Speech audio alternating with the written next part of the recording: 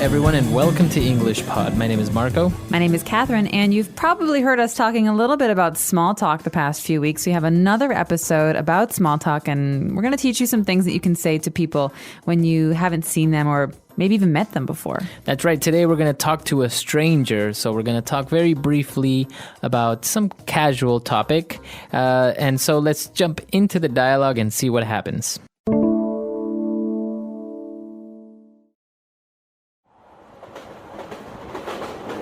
Excuse me, is this seat taken? No, please, feel free. Thanks a lot. Do you work in Shanghai? Yes, I do. How about you? No, I'm a tourist. This place is amazing. It's much bigger than I imagined and much more exciting. There's so much to see here. You can say that again.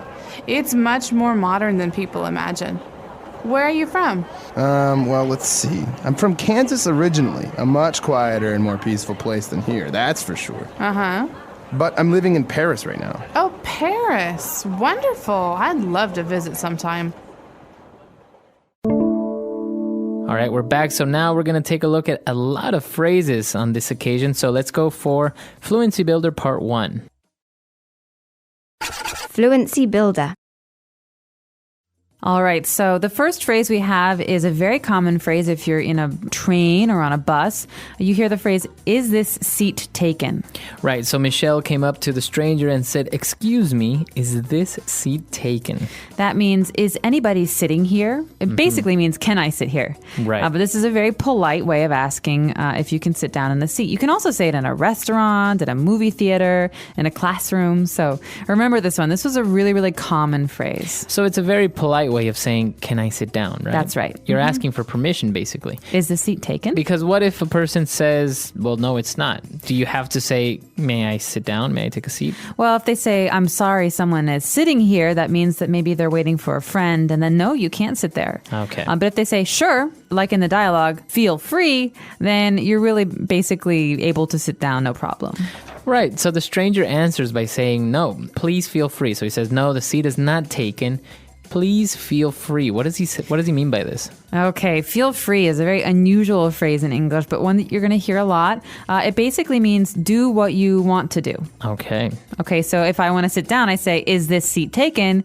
If you say feel free, Marco, that means feel free to sit down. Okay, so we can complete the sentence by saying, no, please feel free to sit down, but it's kind of stating the obvious. You're saying basically feel free to do what you want. That's right, but you could use it in other ways. For example, hey, Marco, are you using this pen right here? No, feel free. That means feel free to use my pen. Okay, very good. And so then they started talking about what they do, where they work. And Michelle said, yes, I work in Shanghai. How about you? Oh, how about you? Now, this is a really important construction. This is a really important phrase in English, and I think a lot of people make mistakes with this. Mm-hmm. So how about you means, do you work in Shanghai? I just said I work in Shanghai, but how about you? Do you? Right, exactly. So that's saying, and you, do you work here? Or, and you, what do you do? How about you?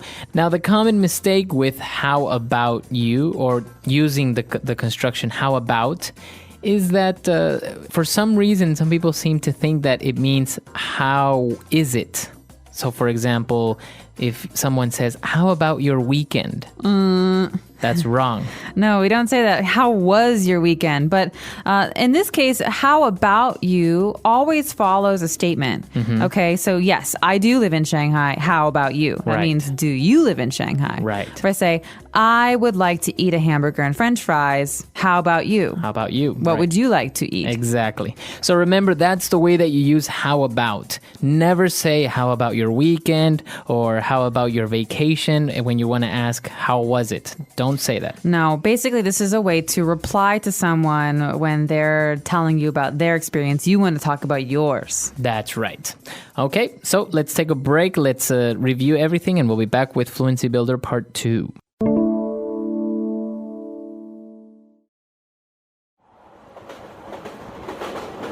Excuse me, is this seat taken? No, please, feel free. Thanks a lot. Do you work in Shanghai? Yes, I do. How about you? No, I'm a tourist. This place is amazing. It's much bigger than I imagined and much more exciting. There's so much to see here. You can say that again.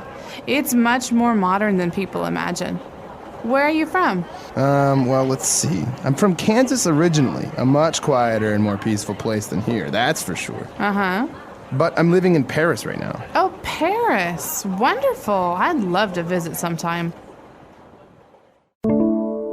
All right, we're back. So now let's continue with some more phrases on Fluency Builder. Okay, this first phrase is one that I really like to use. The phrase is from Michelle. She says, you can say that again. But she's talking about how Shanghai is so big and so exciting. And Michelle says, you can say that again. Now, what does this mean, Marco? That's right. So she is basically agreeing with the person. The stranger says, Shanghai is amazing. It's great. There's so much to see. Michelle says, you can say that again. It's saying, I agree with you. You are so right. I really agree. All right, so this is very emphatic. That means that it's really, it's more than just I agree. It's I really, really agree. The person really feels something about this, feels passionately about it. That's right. So if you go to the movies and you say, oh, that movie was terrible, you can say, you can say that again. Exactly. That means, oh, I agree. It was really bad. That's right. Now, when Michelle asked the stranger where he was from, he says, I'm from Kansas originally. Okay, what's originally? I'm original? No. I'm from Kansas originally means maybe I don't live in Kansas now, but that's where I come from. Origin, originally. That means, at the beginning. Right. So just remember, Kansas, by the way, is one of the states in the United States.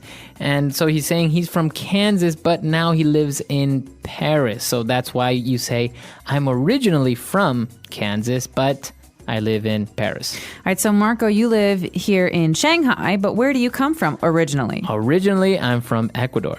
All right. And I'm originally from Chicago, but I currently live in China. That's right. Okay, so as he was talking about Kansas, he also said that, well, it's obviously a lot quieter and more peaceful. And then he ends his statement by saying, that's for sure.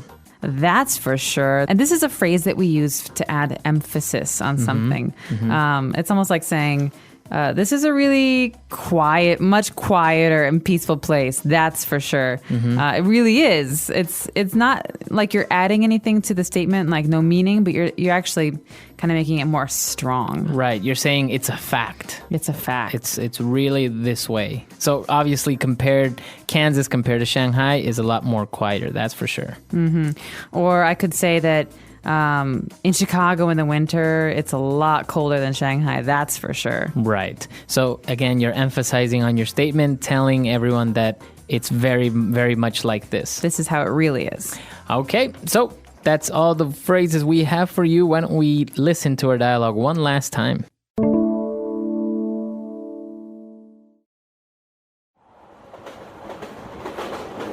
Excuse me, is this seat taken?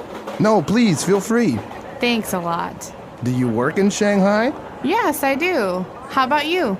No, I'm a tourist. This place is amazing. It's much bigger than I imagined and much more exciting. There's so much to see here. You can say that again. It's much more modern than people imagine. Where are you from? Well, let's see. I'm from Kansas originally, a much quieter and more peaceful place than here, that's for sure. Uh-huh. But I'm living in Paris right now. Oh, Paris. Wonderful. I'd love to visit sometime. All right, so small talk with a stranger. This is actually a very common scenario. If in a bus, in a train, you sit next to a stranger, this is more or less what you're going to talk about. Where are you from? What do you do? Where do you live? That's right. And you don't even have to talk about this with a total stranger. You could actually use this with someone that you're working with or, just an acquaintance. So basically, these are key questions that you would ask someone that you don't really know very well. That's right. And as you can see, you're not really going into any deep personal questions. It's very light conversation, very brief as well. That's right. And I would like to add that in American culture, people often think it's very rude to ask someone, how much do you earn? how much is your apartment, how much is your car. So, in small talk in American culture, and I think a lot of Western cultures, we don't talk about money or religion. Yes, So what yes. religion are you? So I think it's important to talk about things that are very simple. What do you do for a living? Where do you live? How's the weather? These things. Yes. This is exactly, I think, one of the main points that when you're learning a language such as English, not only to understand the language, but also the culture. It's very, very different, especially, for example, in Asian cultures where it's no big deal if you go to the hairdresser and the hairdresser asks you how much you earn. But in the United States or many Western countries, it's not something that you talk about, your salary, or that you really ask. It's kind of personal information. It is. And if you talk about it, you might make people very uncomfortable. And so I recommend talking about some of the things that we've discussed here and some of the things that we've discussed in other lessons in this series about small talk. That's right. And if you have any questions or any comments about this lesson, you can come and visit us at englishpod.com. We hope to see you guys there. Until next time. Bye. Bye.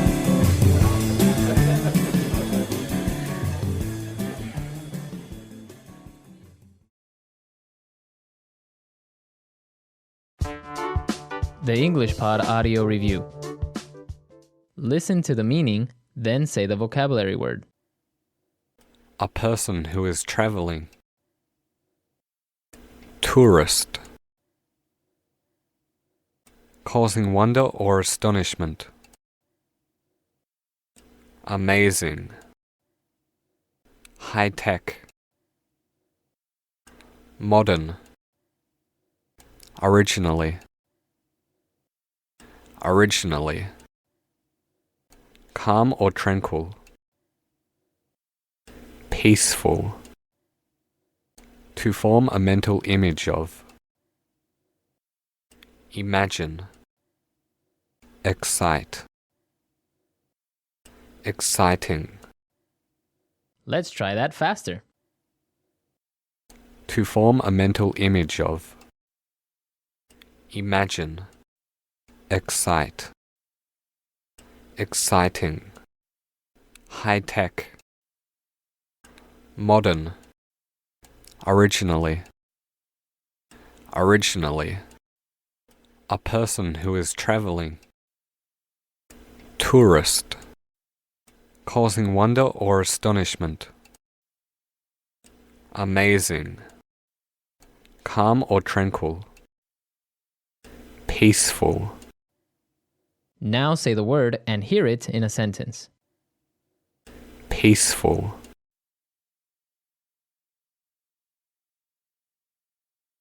This town is really peaceful. I wish I could live here. Peaceful. I love it when my cat is nice and peaceful. Peaceful.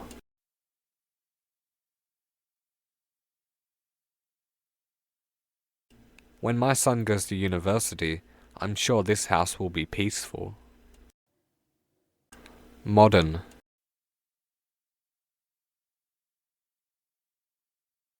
This building is very modern. There is even a wave pool. Modern.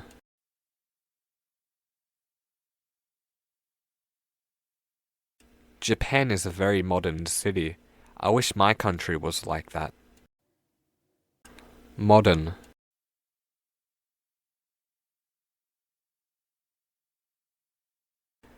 I don't like modern architecture. It feels very cold and unwelcoming. Tourist.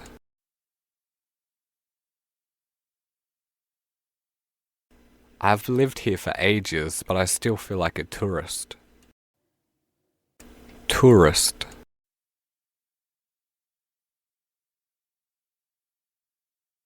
I think having a map and being curious is what a tourist needs. Tourist.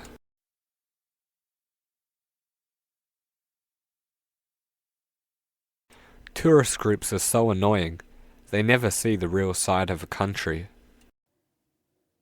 Originally.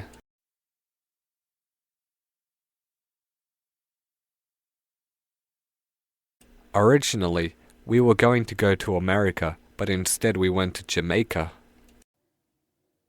Originally.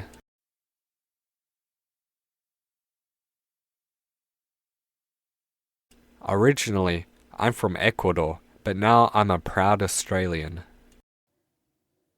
Originally.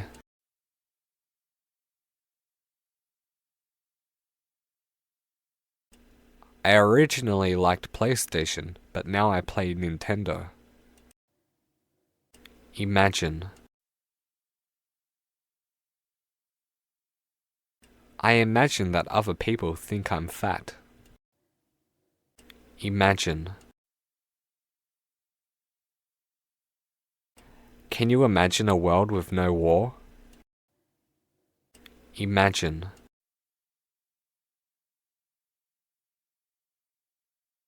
Who could have imagined that Obama would become president?